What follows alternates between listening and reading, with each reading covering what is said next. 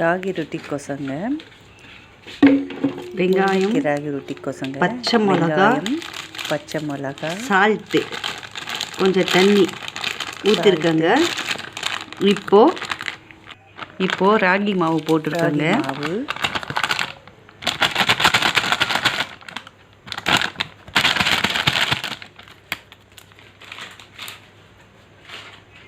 முருங்கைக்கீரை, இப்போ முருங்கைக்கீரைங்க, ராகி ரொட்டிக்கு தேவையான முருங்கைக்கீரை போட்டுட்டு இருக்கோங்க. எல்லாம் சேர்த்து இப்போ நல்லா அதை மிக்ஸ் பண்ணணுங்க. வெங்காயம், பச்சை மிளகா, நல்லா முருங்கைக்கீரை, கொஞ்சம் பத்தலைன்னா தண்ணி, ராகி மாவு எல்லாம் போட்டு மிக்ஸ் பண்ணணுங்க. தண்ணி உப்பும் போட்டு நல்லா பிசைஞ்சிக்கணுங்க. பிசைஞ்சிட்டு இப்படி சின்ன சின்னதாக ரவுண்ட் பண்ணி வச்சுக்கணுங்க. எல்லா மாவையும்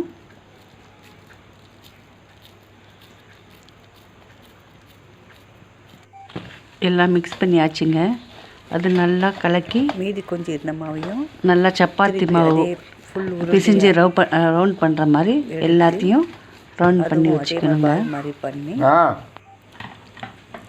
தட்டிக்கணுங்க. இந்த உருண்டில் இருந்து தட்டியாச்சுங்க ராகி ரொட்டி.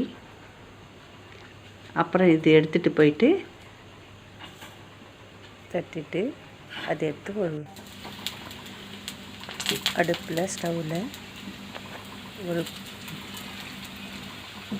அது வானிலையில் போட்டு ஃப்ரை பண்ண ரொட்டிங்க.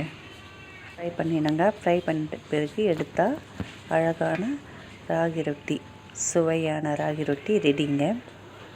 அது பார்க்கும்போதே சாப்பிட்லாமான்னு தோணுச்சுங்க. அதனால் எடுத்து நான் சாப்பிட்டு பார்க்குறேங்க, டேஸ்ட் எப்படி இருக்குதுன்னு.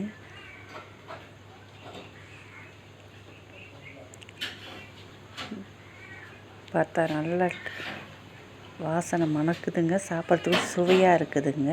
நீங்களும் செஞ்சு பாருங்கள்.